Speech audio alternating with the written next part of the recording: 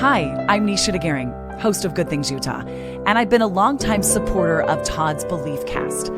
I hope you find inspiration in the courageous stories shared by the amazing people Todd features on his show. The guests serve as shoulders for us to stand on, allowing us to see a little further and cultivate belief in oneself. Remember, you have the dignity and power to change. I encourage you to keep striving and believing in yourself. Enjoy today's podcast. I want to take a moment to express my heartfelt gratitude to the incredible sponsors of the BeliefCast podcast. First, Craig from Craig Swap and Associates. If you need an attorney, he's your guy. Trustworthy, compassionate, always there when you need him most. Next, Wasatch Recovery, the greatest university on the planet, transforming lives one day at a time. Sandy from Minky Couture, the creative genius behind the most comfortable blanket you'll ever wrap yourself in. Comfort like no other. The visionaries behind Thread wallets. These wallets redefine style and functionality. Dave Philippi from Micro Plus, pushing the boundaries of nanotechnology and scientific research to bring us cutting-edge supplements for optimal health. The Ralphs and the Debenhams, creators of Mori Nutrition and Calm. Because if you're struggling with sleep, feeling stressed, or can't focus, Calm is your answer. Special thanks to the award-winning pianist Paul Cardall for his beautiful music that brings inspiration to every episode. And finally, Gab Wireless, letting kids be kids and giving parents the peace of mind they deserve. Right now, Gab is offering $25 off any device to new customers with no contract required. That's $25 off any Gab smartphone or smartwatch. Just go to gab.com/belief. That's where you'll get the best deal. That's gabb.com/belief. Thank you to all these amazing sponsors for supporting the BeliefCast podcast and empowering us to continue spreading positivity and inspiration to the world. Welcome back, everybody. This is Todd Sylvester with the Todd Inspires BeliefCast. I've been the host of this for over 7 years now, and I'm so grateful to say that, and can't thank you guys enough for supporting this. It means the world to me. Again, thanks to the sponsors. Love you, and I wouldn't be able to do this without you. And then the beautiful music you heard at the beginning and the end is, again, by my good friend Paul Cardall. He's an amazing man. He's been on the podcast a couple times. He's got a crazy story himself, and I really admire him. So thank you guys. We're doing good things here.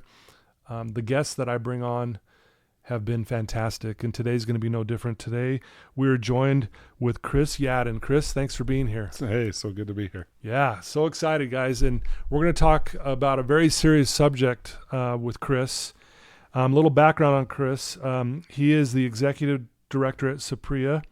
It's a nonprofit company dedicated to helping people overcome child sexual abuse. And, you know, I was doing a little research. Correct me if I'm wrong, but 1 in 5 children are sexually abused by the age of 18. That's 20%. That's a lot. It's alarming, actually. And I think you guys also specialize in doing retreats for people for free for people who have gone through sexual abuse, which we'll talk a lot about here in a minute. But what you guys are doing at Saprea is it's an uncomfortable subject, but it's something that needs to be talked about and discussed. And you know that better than all of us. You're one of the spokesmen there. You're also a sought-after speaker yourself, you know, both nationally and internationally. And you consider your family to be your greatest accomplishment. I think we all understand when you say that, but I want to get more into depth of why you say that, because I think that's going to be really cool. You've got your 6 children, 3 boys, 3 girls, and your wife, Christy, right? And you've been married for over 25 years now. Congratulations. Thank you. It's now 27. Is it 27? Oh, okay. Well, I've got some old information here. That's on me. Yeah, 27 years. Again, congratulations. So, Chris, why don't we start off, before we get into all the great things you're doing at Saprea, let's talk about you. And where did you grow up, and give us some information on your childhood? Yeah, I'll try to paint the picture of how I grew up. I grew up in Utah. Specifically in an area of Utah County, right at the base of a very large mountain called Mount Timpanogos. It's a little over 11,000 feet. And I grew up right next to a cherry orchard. And it was Grandpa's cherry orchard. Yeah. And the way I can describe my early years of growing up, the word at least I thought at the time, was idealistic. So Okay. Yeah. I spent more time in bare feet than with shoes on. Right. I had free reign of this area we called the orchard, where I could explore, imagine, do whatever I wanted. I was a latchkey kid, so not a lot of restrictions, rules.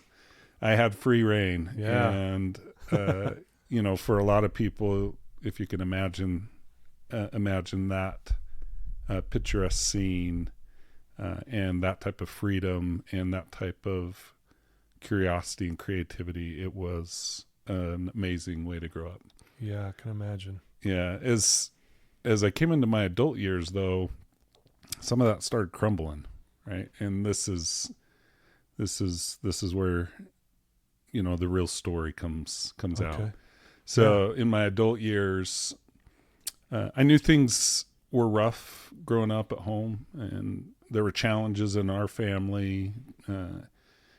Had family members who had experienced different types of abuse.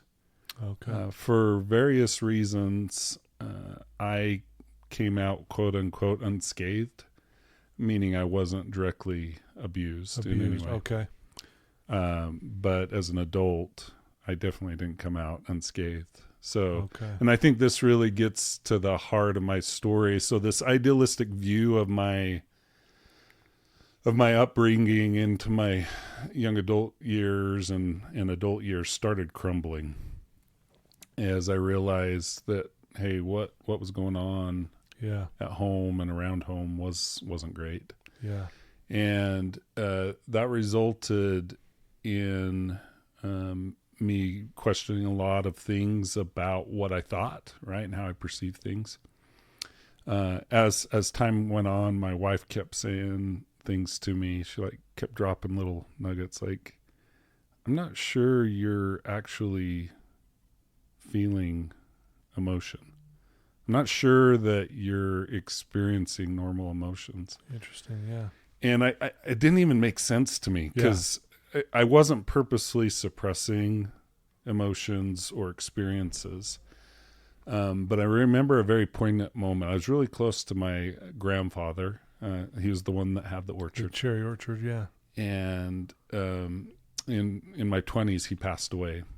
And, a relationship that close, you would expect to have the normal things happen around grieving. Sure. When someone close passes. And I remember sitting at his funeral and wanting to feel sad, but I wasn't feeling anything. Weren't feeling anything. And that was the first time I recognized that while I thought I was coming out unscathed, what really happened in my childhood is unbeknownst to me and not purposefully, I learned to numb. Yeah. And fly under the radar. And it kept me out of a lot of trouble. Mm-hmm. It had its benefits. Yeah. It was merciful in many ways that I was able to not go through some of the challenges that some of my siblings went through. Sure. But I was numb. And that's, as a human being on the other side of that, that's not a great place to be. It's not, and it really represents someone who's hurt. Yeah. And so correct me if I'm wrong, what I'm hearing is you got out unscathed in the sense that you weren't directly abused, but there was stuff going on, abuse in the family, and you may have just picked up on that, like something's off. Like kids are very intuitive, and I know you know this. You knew something was off and wrong. Yeah. Right? And therefore, but what do we do is when we don't know how to process something, we will disassociate from it, or we'll suppress that and move on. And we do it really well as kids. And it's we just avoid something that's uncomfortable, right? Yeah. And, a little bit of clarifications. Much of the abuse of my siblings actually came from outside the family. Okay. But how we dealt with it as a family gotcha. was not healthy. Okay. There was some abusive behaviors in the family, not sexual abuse, and I'm not going to get into those details. Those are other people's stories to tell. Sure. But my parents, we knew, at least I knew from probably around the age of 10, 11, 12, that it was highly likely they were going to get divorced. They didn't actually get divorced until I think I was 21. Okay. So any child that's been through a divorce and the turmoil around that knows that if you know at age 10, 11, your parents are going to get divorced and the divorce doesn't happen until 21, there's a lot of negative stuff going on for those 10 years or 15 years. And, there was certainly some domestic violence type things, and I don't want to overpaint what happened, but there was, some physical violence. There was definitely emotional manipulation and abuse that occurred. And I think I'll just leave it at that. Sure. Again, That's fine. it's other people's story to for sure, tell. Chris. No, thank you. But for me, the impact, my story of that is I numbed. Yeah. That's how I responded. So when you started noticing, especially when that got pointed out that, you weren't feeling your emotions and this and that, take it from there. Like, did you realize, man, I probably should get some help around this? And then that was a long journey. And there's been some amazing lessons in that journey because there's different types of being numb. There's numb where it's like I'm feeling emotions, but then I suppress them really fast. Yeah. That wasn't me. Okay. I was not feeling any of those what are often thought of as negative emotions. So specifically anger. Yeah. Like I remember as a teenager going, hey, yeah, I remember when I was younger, I felt anger. I don't feel it anymore. Like I've overcome this. I actually saw it as a triumph. Okay. That, nothing got me angry. Yeah. Well, that's because I was numb. Yeah. Not because I had overcome something, which by the way, I don't think you should overcome feeling the emotion of anger. Right. We need to learn how to deal with and manage when we feel angry, but I think it's really important that we as humans feel anger. Yeah. Same thing with sadness. And that, to my grandpa's story, right, that was the first time I actually recognized something's wrong. Like, I want to feel sad, but I can't feel sad. Yeah. I think it's weird that I'm not feeling sad. This is my grandpa. This is his funeral. Everybody else around me feels sad. So that was the first time I think I recognized it. But the first time you recognize things like that is rarely when you start working on them. Right. I'm very, very fortunate to have community around me in many forms that were gently nudging me. And then sometimes really nudging me. Sometimes a push. To say, and specifically, it's not limited to this, but specifically my wife and my mom. Okay. Both pushed on me to say, okay, I think there's something going on here. I actually didn't deal with it, quote unquote, deal with it until my late 30s, early 40s. Really? Okay. Yeah. So, and now that's about 10 years removed from where we are now. Wow. During that time that you weren't dealing with it, if you will, I mean, did you have feelings of, did you ever feel like you were depressed? And like when you were alone and no one was around, was there this feeling of like, I don't know, this heaviness, if you will? There wasn't. Not even that. Yeah. It was just numb. Just numb. Okay. Yeah. And when I say numb, I want to be clear that I wasn't numb to all emotion. That's why I felt asked, a lot of joy. I felt a lot of happiness. And people may be listening and say, oh, poor you. You can't feel sadness. You can't feel anger, but you can feel joy and happiness. But for anybody that hasn't felt the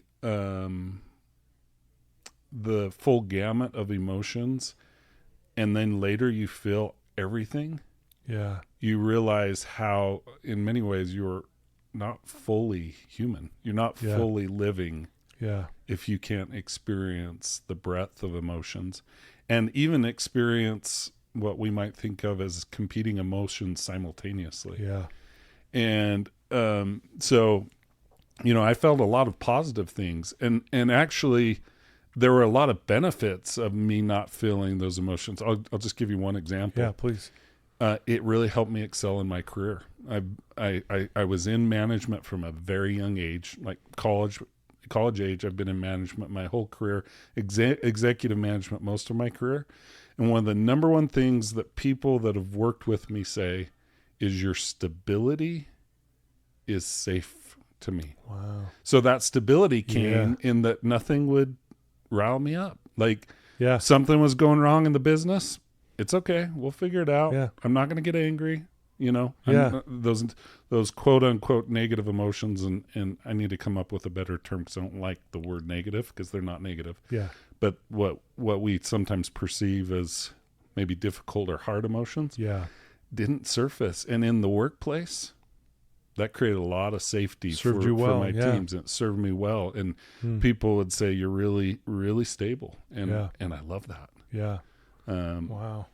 How did it affect your marriage with Christy in the beginning? Like, was it impacting that in maybe a negative way because you weren't feeling certain things? Yeah. I mean, you brought up in my bio that I described that as, my greatest accomplishment. That's kind of a funny word for it, but I'll tell you why I say that in response to your question. So in the home I grew up with, and at the time I grew up, social science was feeding me a narrative that said likelihood you're going to be divorced is really high. The likelihood that you're going to use substances is really high. The likelihood that you're going to, be incarcerated is really high, right? All these social science, and they're accurate in those studies, right? Yeah, the correlations between the type of environment I grew up in, those outcomes are really there. So that narrative was fed to me. But for whatever reason, luck, blessing, good judgment, I'm just going to go with blessing. There you go. I married Christy. And our relationship from day one has been healthy, and that's never been in question. It's progressed, it's evolved, it's matured, it's deepened. But for whatever reason, we became each other's place of safety, but in a healthy, interdependent way as opposed to codependency, which can often be problematic. For sure. So we learn to be individuals who love to be individuals together. Yeah. And that's served us really well. So, I mentioned she's been part of that community, and not only does it overcome the statistics, but she could call me on my stuff, and I never questioned whether it was coming from a place of love. Yeah. And when you have someone in your life like that, particularly in an intimate relationship like a marriage, that's priceless. For sure.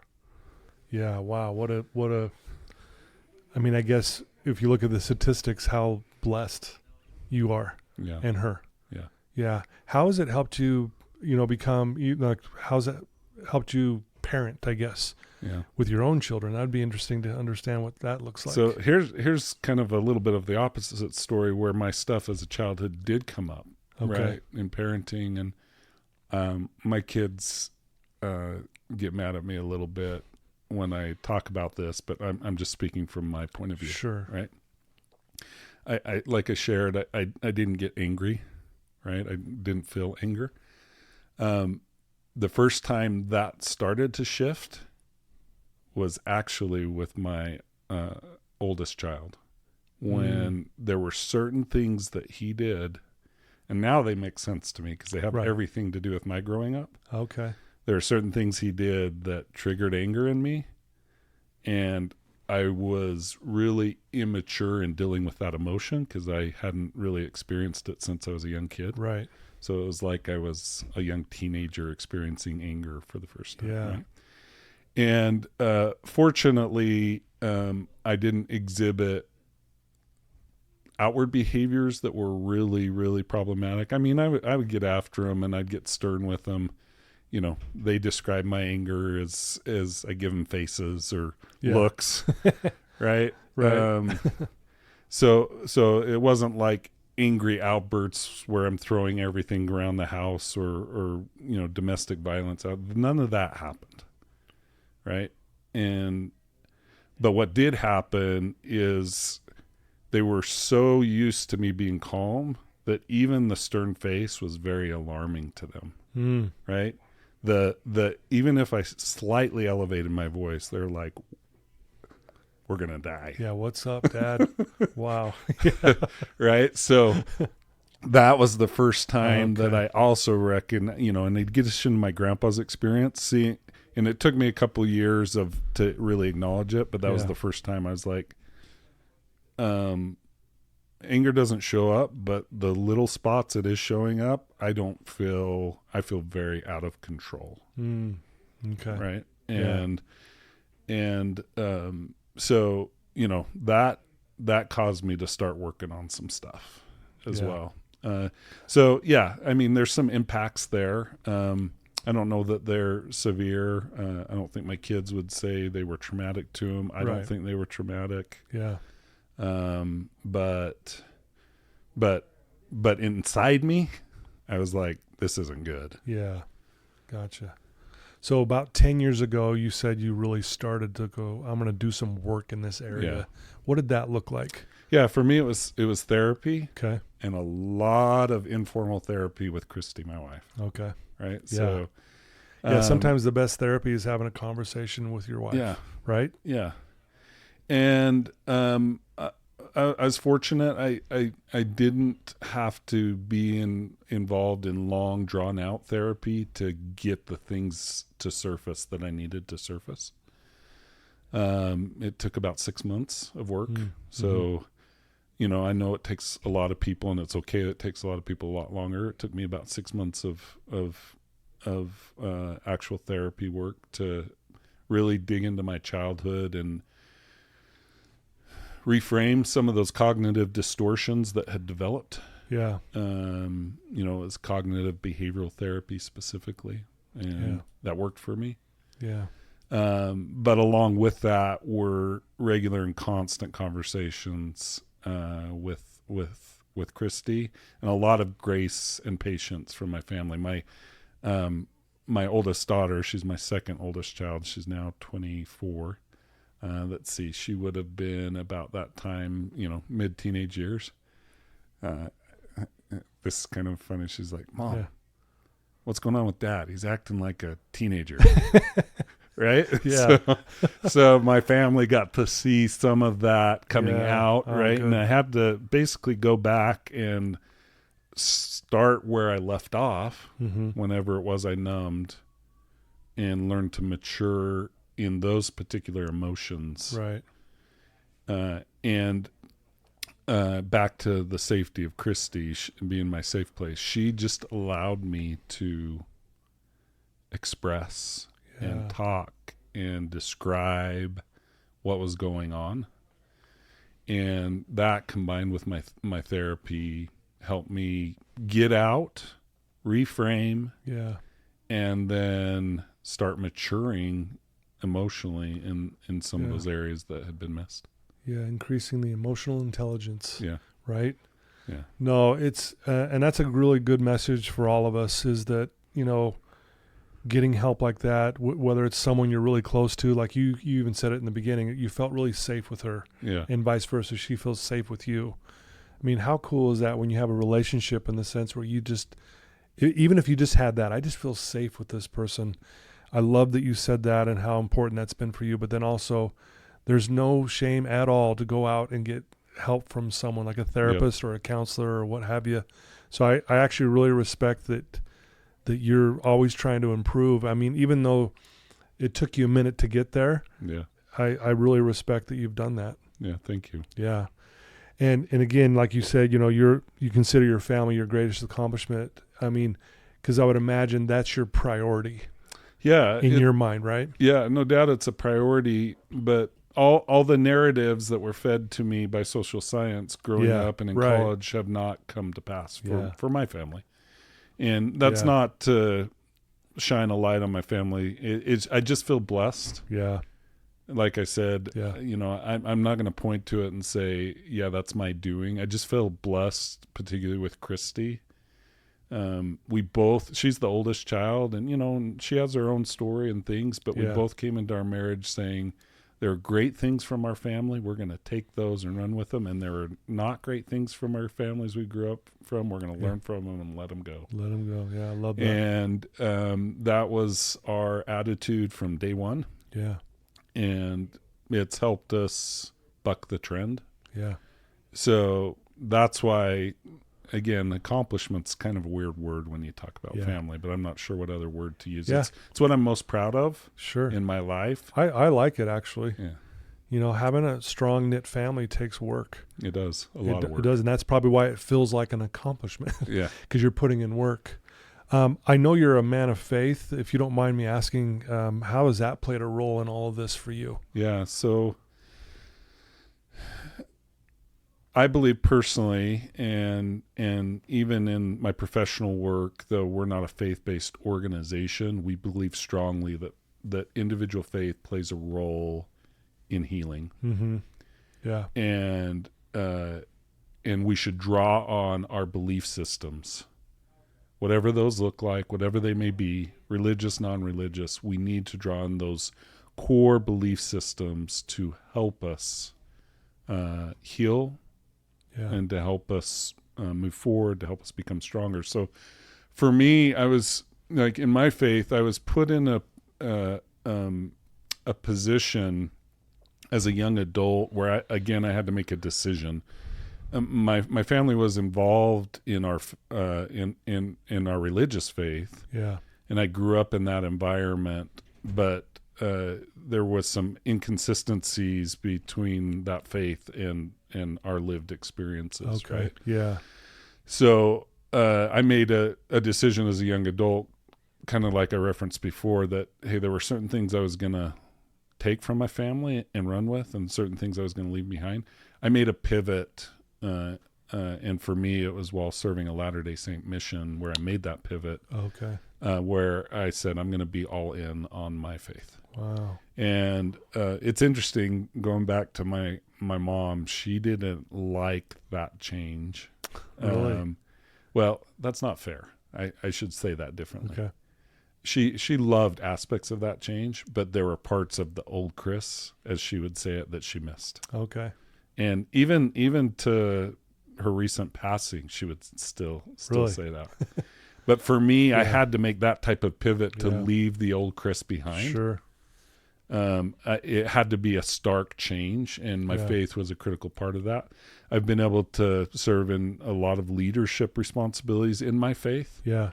And that gave me opportunities to learn from other people as they were going through their various challenges that helped. Like my wife says, I'm so grateful you got to do that because I think it's helped us be better parents. I think it's helped us be a better couple. I think, right? So I love it. So learning from others within my faith community, Yeah.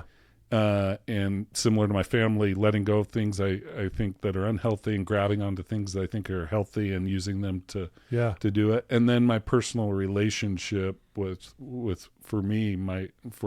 God, obviously is I shouldn't say obviously. For me, that's been a safe place, very similar to my wife. Okay.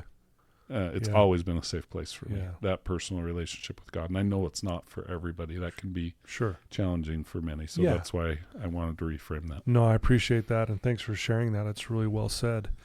What does a day look like for you? Like,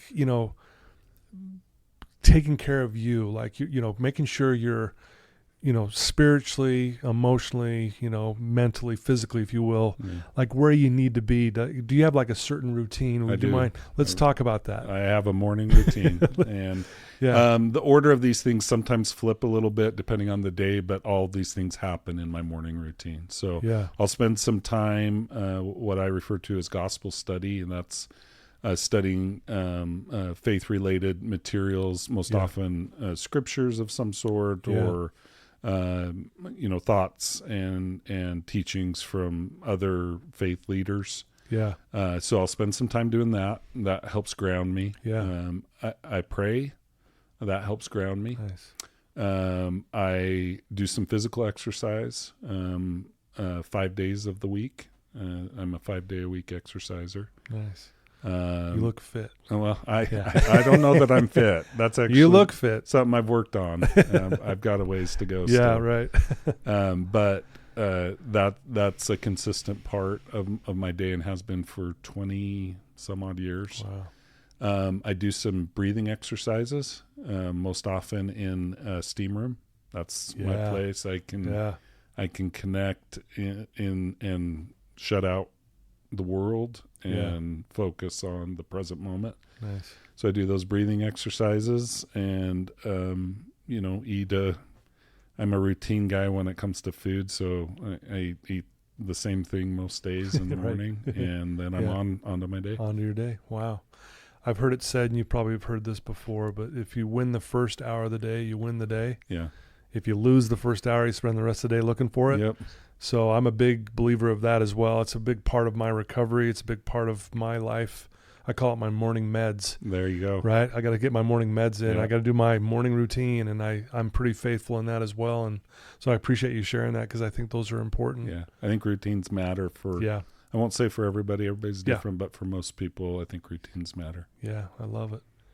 Well, let's talk about, how did this transition to you getting this opportunity to be the executive director at Saprea? Yeah.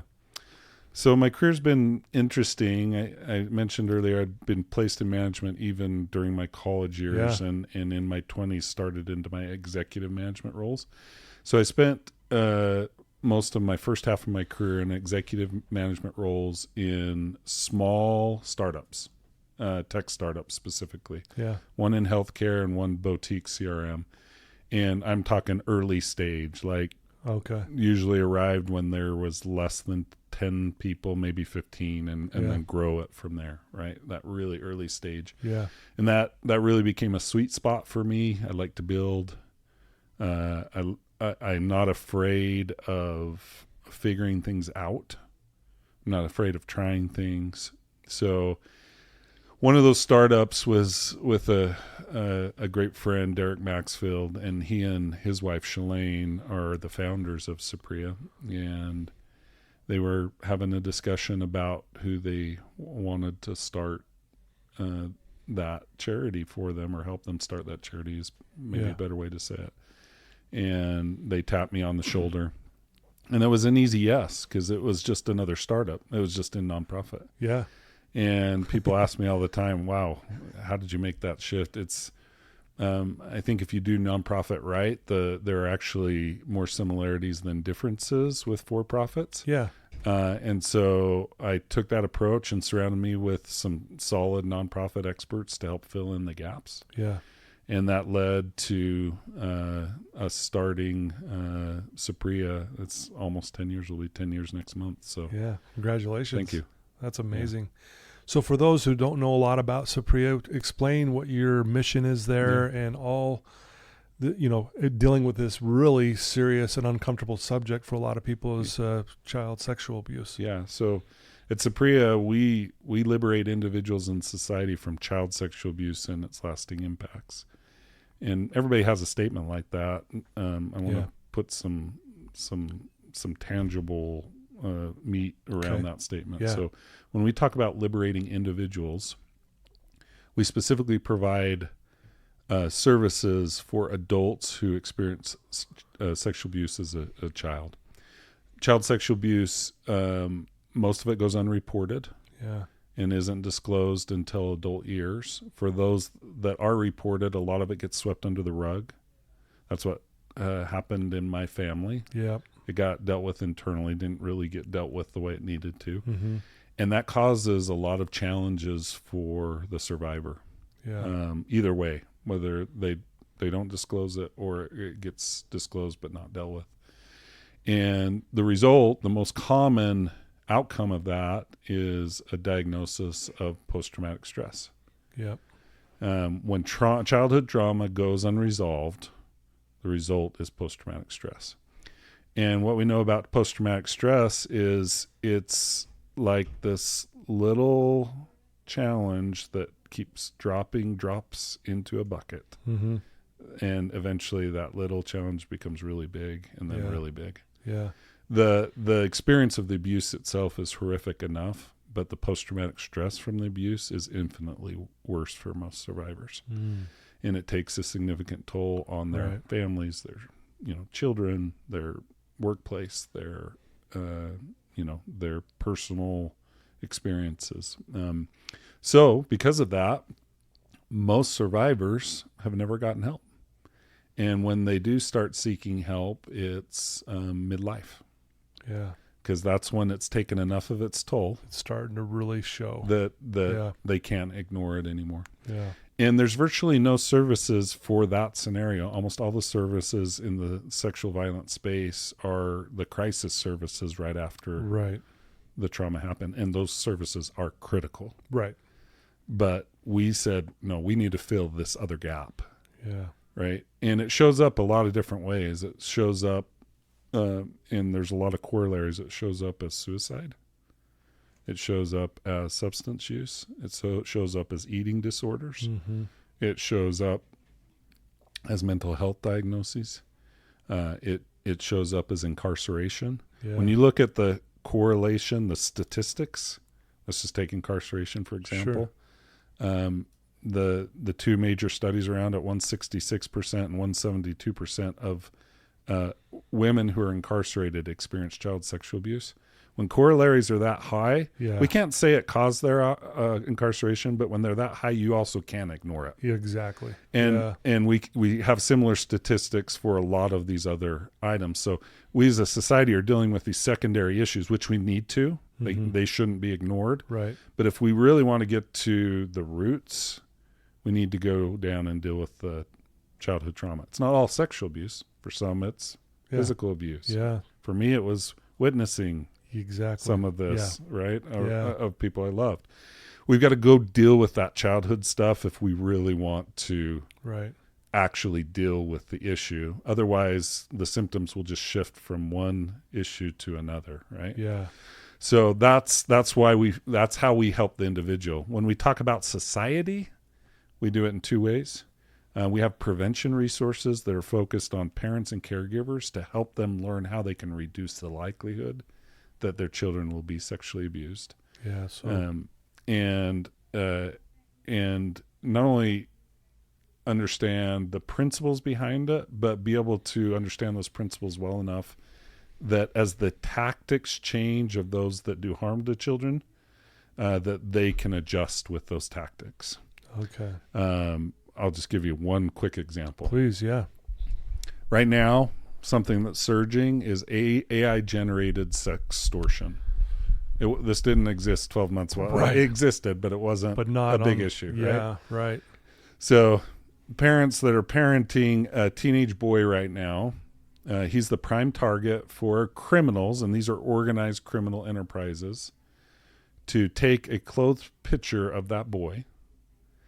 And using AI, they nudify or they're referred to as undressing or nudifying apps. They undress the boy. Yeah. So now they send this picture of the boy and say, I have this picture of you that I'm going to share with all your schoolmates, with your family, with whoever, right?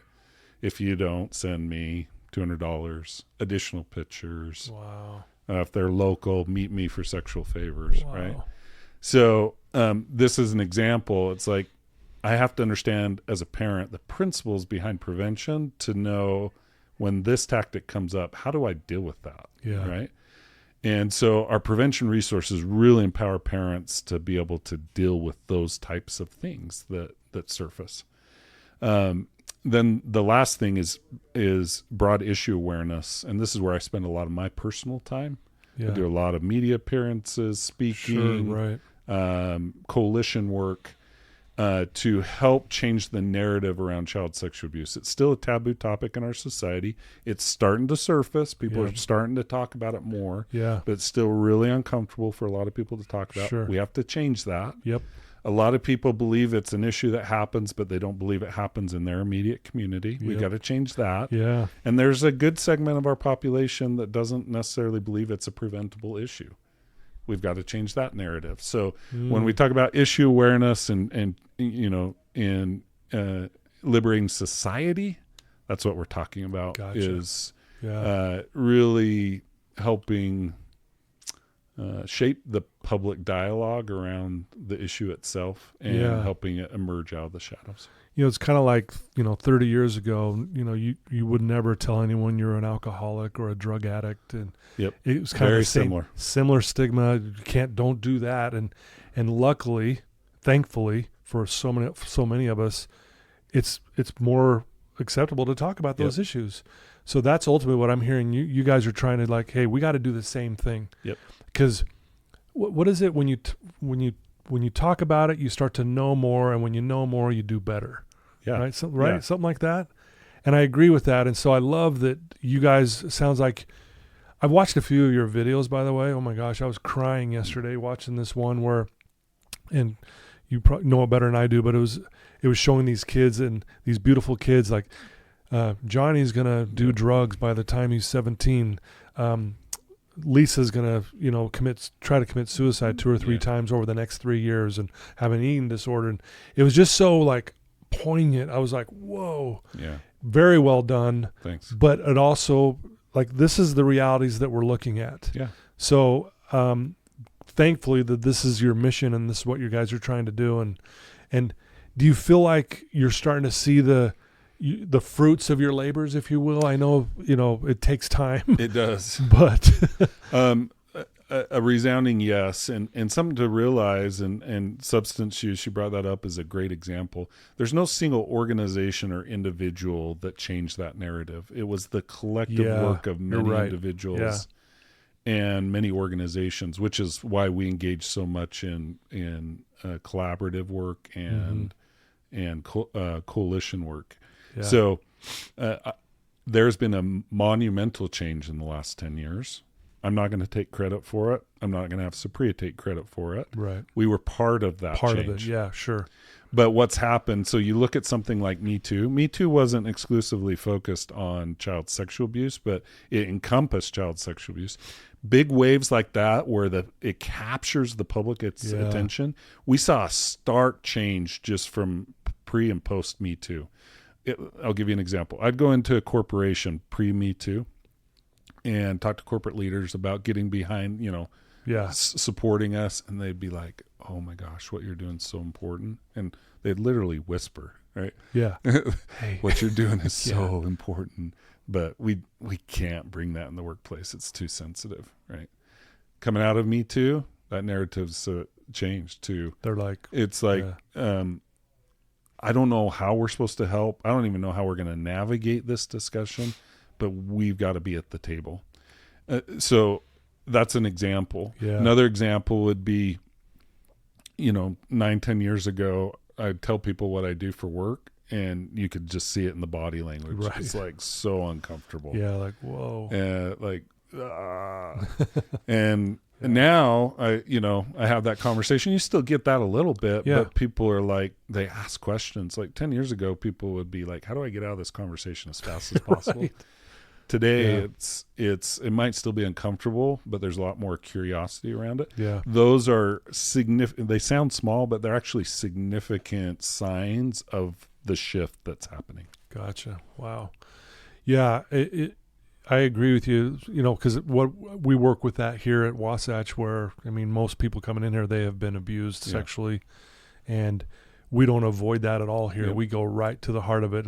And even the clients listening to this are uncomfortable, but it's guys, we're not avoiding this because we're going to help you take back your power. Yep. Right. And ultimately that's what I'm hearing you guys are doing. It's because you remember Mr. Rogers back in the day, in his movie, he said, if you can mention it, you can manage it. Yeah.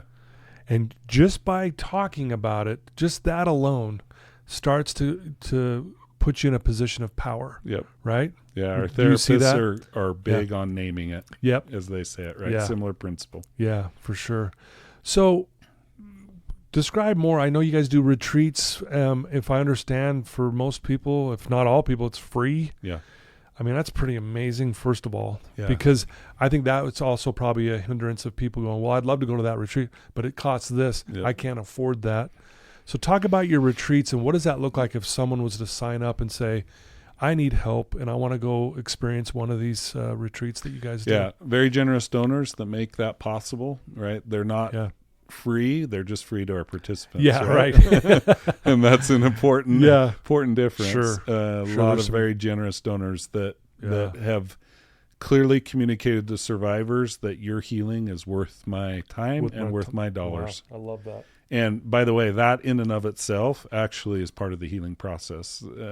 There's emerging research around the role of compassion and how compassion actually starts the healing process. Yeah. So that compassionate response that says, someone did something horrible to you. It was unjust and unfair. Yeah. I'm here as a donor or an organization or a, friend to say that wasn't okay. Yeah. And I'm going to do what I can to give you a chance to heal from it. So that's amazing. So that would be the first thing I'd tell people is there are people that care. So if they're like, maybe I want to deal with my sexual abuse, there are people that care. And that matters. That matters a lot. From there, our specific services, we have 4 healing programs. Retreat that you mentioned is one of those 4. Okay. It's a 4-day in-person experience followed by 9 weeks of asynchronous learning, kind of a mix between self-service and some live classes that they can take. Okay. What I would describe that particular service and all our services as the perfect wraparound to individual therapy. Okay. One thing, and this well from the substance use side, is we've learned in the mental health field over the last 20 years that many of the problems of mental health originate in isolation, but healing always has to happen in community. Yeah. And the individual therapy isn't that community. Individual therapy plays a critical role. Yeah. Right? It did for me in my own story. Sure, it does for a lot of survivors in their story. But what's missing, or what has been missing historically in healing from sexual trauma, is the community. Yep. And so whether it's our retreat services or other programs, they are designed specifically to empower healing within a community. So that no longer am I alone. Yeah. And they have amazing outcomes. They've been researched at the university level and by professional research firms. And I don't need to go into that. That's another discussion for another day. But in short, what's happening is the average participant that comes through the retreat experiences a significant reduction in post-traumatic stress symptoms by the 12-month mark. Wow. A significant increase in their ability to cope with post-traumatic stress symptoms when they do surface, which leads to an enormous change in overall well-being or life satisfaction. Yeah. Right? And no longer, if we can reduce those symptoms, we can increase their coping. They don't have to look for maladaptive coping, right? Right.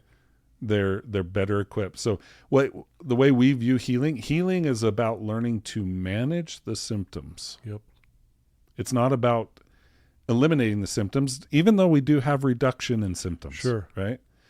For very few clients do they go away completely. Right. Most clients still have symptoms. Yep. So it's about learning to manage through those symptoms in a healthy way. That's what healing is. Yeah. And that's what we focus on. Yeah, I love that. So what does it look like in the future for Saprea? Like, where do you see yourself in 5-10 years with this? Yeah, so we're 100% focused on scaling right now. How do we know our programs work? They've been researched to show that they work. How do we now scale and get to as many people as possible? Gotcha. We have both national and international aspirations. Mm-hmm. I won't say they're 100% just aspirational because we've had clients from all 50 states and 31 countries.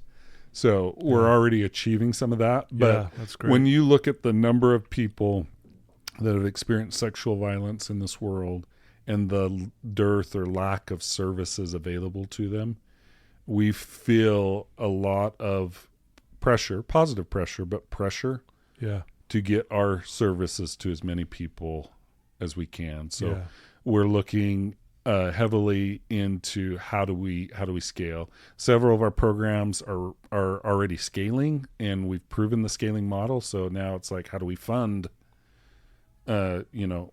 because it takes money. How do you now fund the growth of those scalable services? Yeah. So over the next 5 years for us, it's all about scaling. Yeah. Yeah. The more people you can touch and help, that's just going to spread. And like you said, that community thing, I heard it once said that you're never more fully alive than when you're connected. Yeah. Right. And I think that's what you're saying about you're creating this community. You're trying to scale it. You're trying to grow it. I love that. And again, I love that there's, like you said, people who care are willing to attack this uncomfortable subject, but we need to make it comfortable. Yep. Right? That's ultimately what you guys are doing. Yep. And so I want you to know mad respect for you. Thank you. And what you guys are doing. Thank you. Someone who's gone through it myself. I don't talk about that a lot, but thank you for sharing. It means a lot to me. Yeah. That there's services out there that can help people who at times feel like there's no one cares. No, I'm alone. No one's going to help me.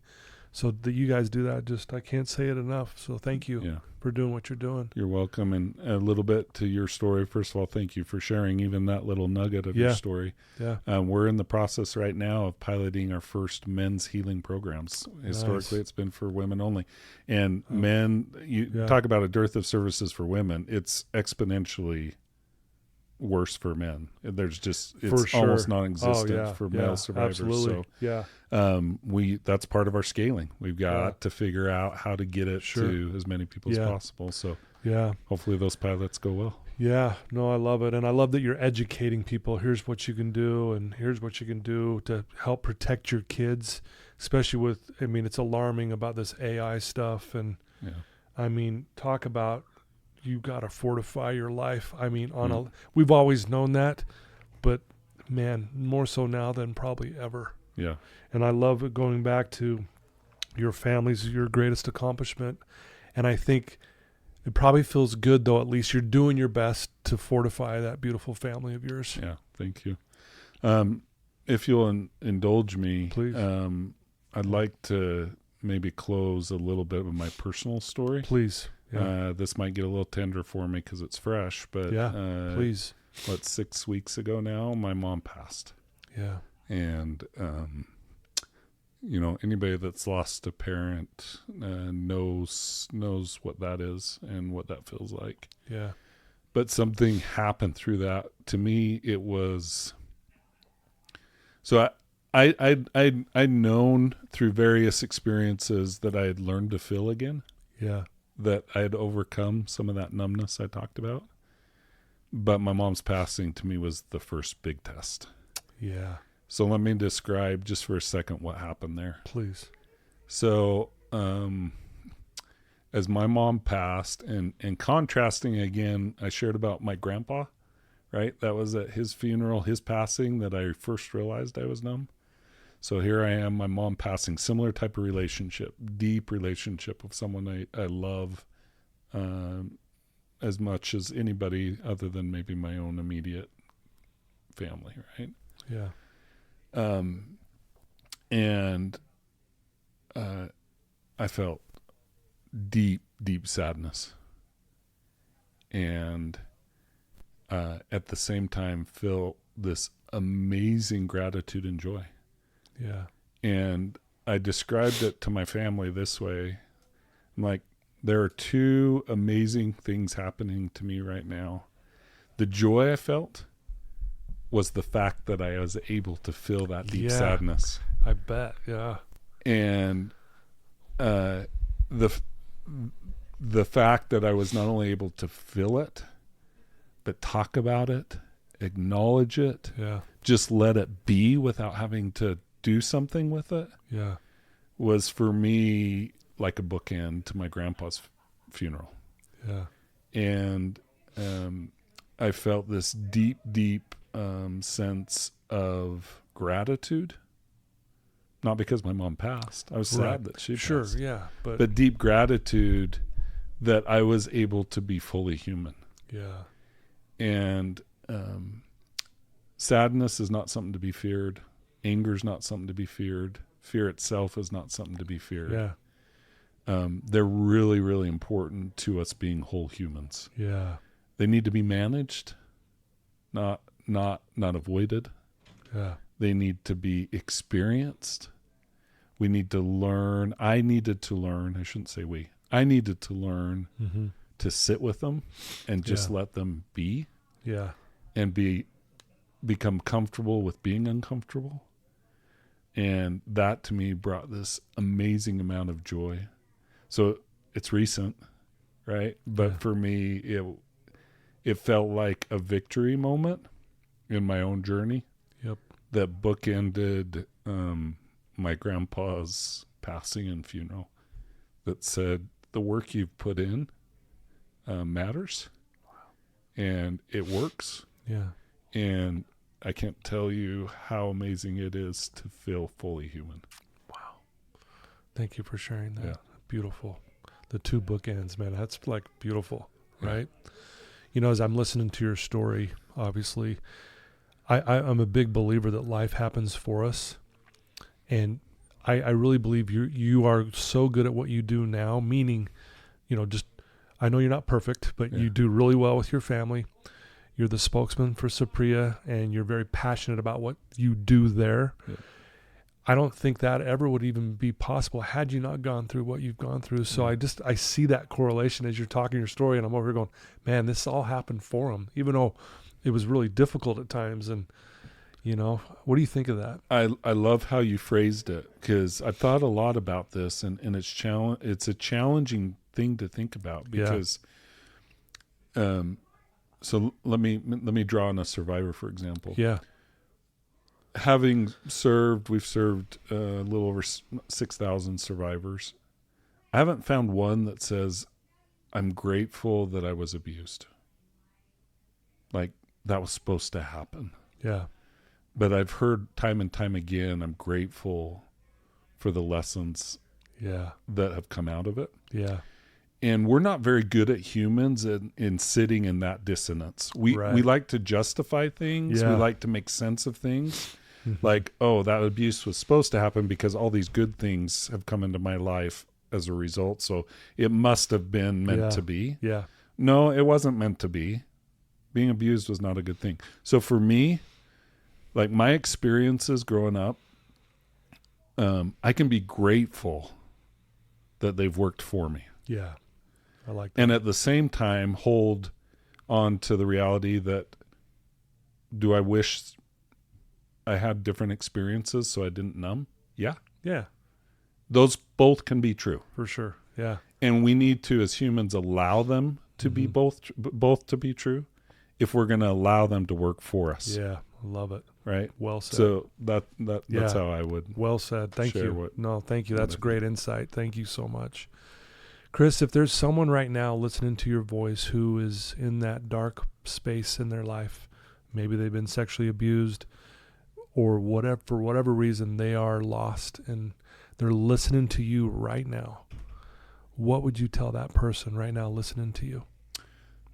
There are people that care. And I'm gonna go back to Christy. Okay. It may not be your spouse, it may not be your sibling, it may not be your parent, but there's someone in your life that's like a Christy. Yeah. Someone. Yeah. And a lot of us right now in our loneliness epidemic are chasing communities, and we're creating a lot of faux communities that aren't actual, real, compassionate communities that aren't made up of the Christies of the world. Yeah. And it's kind of a weird movement that's happening. And there's good from it, but there's also some challenges of it. Sure, yeah. But there are Christies out there that are going to call you on your stuff because you need that. Yeah. And they're going to love you at the same time. Because when you're in that dark place, whether it's me being numb or someone going through abuse, we create cognitive distortions in our brain that try to make sense of what we're experiencing that frankly aren't true. Right. And that can come out as shame. Yeah. It can come out as embarrassment. It can come out as anger. It can come out a lot of different ways. And it's okay to feel those things, but we need someone that's going to love us through our stuff. Yeah. And so what I would say to him is you need to find that person. A lot of survivors of sexual abuse have found it in our services as they've connected with other survivors. Yeah. We have groups from 10 years ago that still interact on a daily, weekly, monthly basis, and they've become that source for them. Yeah. So maybe you're going to find it in something like that. Maybe it's someone in your family right now. Yeah. Maybe it's a friend. You've got to think, who is that Christy in your life? That Christy for me? Who's that for you? Yeah. That's going to call you on your stuff and love you through it at the same time. Yeah. There's this concept going on right now around a chosen family in our world, and there's virtues and vices with it. But a lot of the chosen families I'm seeing is we're trying to find people in the spirit of empathy and acceptance that won't ever call us on our stuff. Yeah. That's not helpful. No, it's not. That's not what you're looking for. Right. Yeah. And we take these little nuggets from social science and think it's the right thing to do. It's actually creates codependency and a lot of unhealthy behaviors. Those communities that you're looking for, that chosen family or your actual family or your friend, however you want to define it, need to have both qualities. Yep. They're going to call you on your stuff, but they're going to love you through it, and you know that both are going to be relevant and true. That's what we need when we're in those dark spots. Love it. Well said. Yeah. You know, I've learned that feedback is your best friend. Yeah. Even though it stings sometimes to hear it. Does. It's like, but we need it, right? Yeah. No, very well said, Chris. Well, I love, again, your message, your story. Thank you so much for being here. Thank you. If someone wants to get involved with Saprea and maybe even reach out to you and ask you a question, or just they need some guidance and direction, what's the best way for them to learn more about all that you're doing? Yeah, the easiest is saprea.org, saprea.org. Okay. So that's a really easy way to connect with our organization. Great. Whether it's someone that wants to help us scale through donations, whether it's someone that needs wants services, that are survivors of sexual abuse, we're ready. We're ready for both. We need both. Yeah. Okay. For me personally, LinkedIn is where I'm most active. Gotcha. So that's, and I'm pretty accepting of those that reach out on LinkedIn. Unless you are clearly a bot, I'm probably gonna welcome you in. Yeah. We can connect there. That would probably be the easiest way to connect personally. Well, and I'll put both those links in the show notes when we go live on that, so they can just click right to it for Saprea and for yourself. But I appreciate you offering that up. Yeah, of course. Because I just want, sometimes people maybe want to ask you a question because they're struggling and just get more information. But thank you so much for being here and for taking the time. I always know when these are good, when it feels like we've talked for 5 minutes, and we've been talking over an hour at this point. And so thank you for all that you do, what you stand for. I can feel your goodness, and we need more people like you doing the things that you're doing. So thanks for being that light in the world for us who sometimes are just in the dark. Of course. Let's keep going to work. Let's do it. Okay. Well, there you go, guys. Chris Yadon. I said that right? Close. Yadon. Jeez, I said it wrong. I knew it right as I said that. You said it like most people say it. I always laugh because people always ask, do you ever edit your stuff? I'm like, never. I screw up all the time. And I just want everyone to know I'm a normal person who makes mistakes. So, we all did. So I just did. So anyway, Chris, thank you so much. And again, folks, thanks for tuning in. I love you guys. Please share this with your family and loved ones and your friends and your coworkers. If you have someone that you know is struggling, maybe even in this specific area of abuse, send them a link to this episode. It will maybe help them break the ice, and you can follow back up with them and send them in towards Chris's direction and Saprea, and for all the good that they're doing. So I love you guys, and again, thanks for the sponsors. You're the best. And Chris, one last thank you to you. Thank you. Till next time, everybody.